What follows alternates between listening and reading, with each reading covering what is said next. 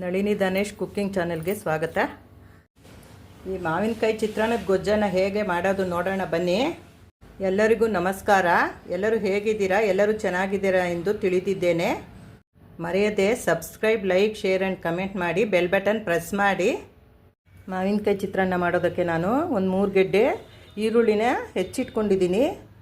Medium size ಈರುಳ್ಳಿ. ಇದು ಹಸಿರು ಮೆಣಸಿನ್ಕಾಯಿ ಒಂದು 4 ಸಣ್ಣದಾಗಿ ಹೆಚ್ಚಿಟ್ಕೊಂಡಿದ್ದೀನಿ. ಇದು ಕೊತ್ತಂಬರಿ ಸೊಪ್ಪು ತೊಳೆದಿಟ್ಕೊಂಡಿದ್ದೀನಿ, ಹೆಚ್ಕೋಬೇಕು. ಮತ್ತು ಕರಿಬೇವು ಒಗ್ಗರಣೆಗೆ. ಒಂದು ಮಾವಿನಕಾಯಿನ ತೊಳೆದು ಸಿಪ್ಪೆ ಎರೆದು ತುರಿದಿಟ್ಕೊಂಡಿದ್ದೀನಿ ಚಿತ್ರಾನ್ನ ಮಾಡೋದಕ್ಕೆ. ಮಾವಿನಕಾಯಿ ಚಿತ್ರಾನ್ನಕ್ಕೆ ಒಗ್ಗರಣೆಗೆ ಇಟ್ಟಿದ್ದೀನಿ. ಎಣ್ಣೆ ಕಾದಿದೆ. ಬಾಣಲಿ ಇಟ್ಟು ಎಣ್ಣೆ ಹಾಕಿದ್ದೀನಿ. ಎಣ್ಣೆ ಕಾದಿದೆ. ಸಾಸಿವೆ ಜೀರಿಗೆ ಹಾಕ್ಕೊಂಡಿದ್ದೀನಿ. ಅದಾಯಿತು.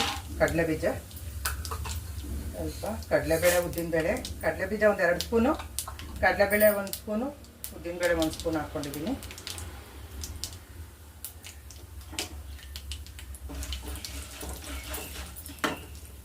ಅದಕ್ಕೆ ಸ್ವಲ್ಪ ಜಜ್ಜಿಟ್ಟಿರೋ, ಮನೆಯಲ್ಲೇ ಜಜ್ಜಿಟ್ಟಿರೋಂಥ ಶುಂಠಿ, ಜಜ್ಜಿಟ್ಟಿರೋಂತಹ ಬೆಳ್ಳುಳ್ಳಿ ಹಾಕ್ಕೊತೀನಿ.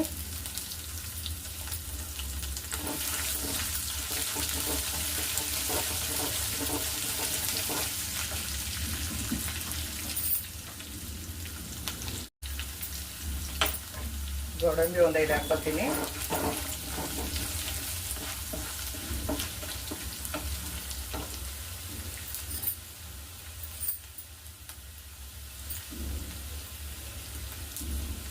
ಸ್ವಲ್ಪ ಹಸಿ ಕರಿಬೇವು,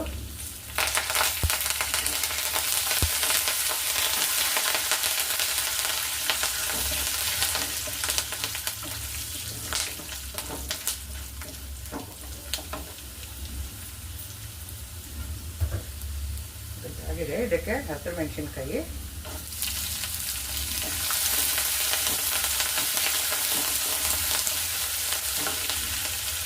ಸ್ವಲ್ಪ ಈರುಳ್ಳಿ,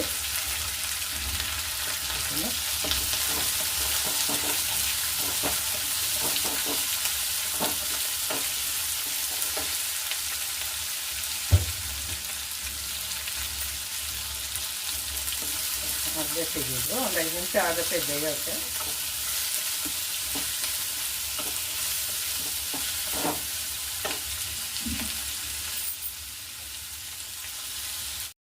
ಮಾವಿನಕಾಯಿ ಸೀಸನ್ನಲ್ಲಿ ಒಂದ್ಸಲ ಚಿತ್ರಾನ್ನ ಮಾಡಲೇಬೇಕು. ಮಾವಿನಕಾಯಿ ಚಿತ್ರಾನ್ನ ತುಂಬ ಟೇಸ್ಟಿಯಾಗಿರುತ್ತೆ. ಮಾವಿನಕಾಯಿ ಚಿತ್ರಾನ್ನ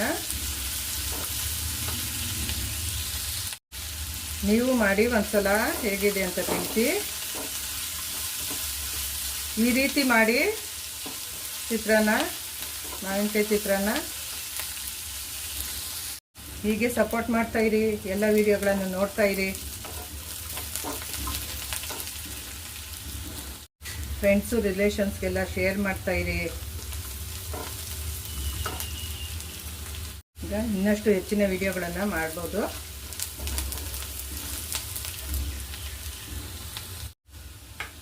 ಈಗ ಸ್ವಲ್ಪ ಅರಿಶಿನದ ಪುಡಿ ಹಾಕೋತೀನಿ.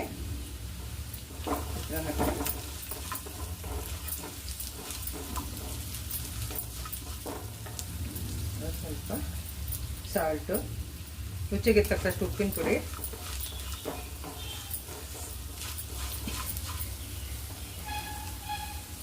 ತುರಿದಿಟ್ಕೊಂಡಿರೋಂಥ ಮಾವಿನಕಾಯಿ,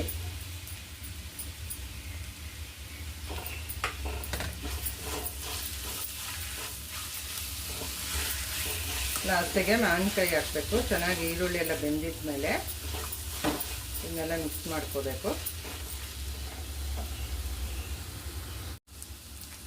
ಸ್ವಲ್ಪ ಕೊತ್ತಂಬರಿ ಸೊಪ್ಪು ಹಾಕೋತೀನಿ.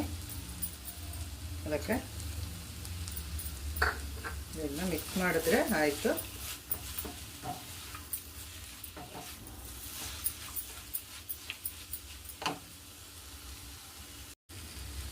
ಲಾಸ್ಟ್ಗೆ ಮಾವಿನಕಾಯಿ ತುರಿ ಹಾಕ್ಕೋತೀವಲ್ಲ, ಆಗ ಒಂದು 2 ನಿಮಿಷ ಇದನ್ನು ಒಗ್ಗರಣೆನಲ್ಲಿ ಬೇಯಿಸ್ಕೋಬೇಕಾಗುತ್ತೆ.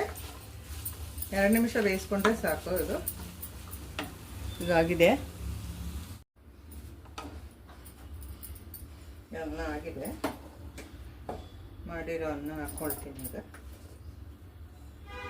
ಅನ್ನ ಹಾಕಿ ಮಿಕ್ಸ್ ಮಾಡಿದ್ರೆ ಆಯಿತು.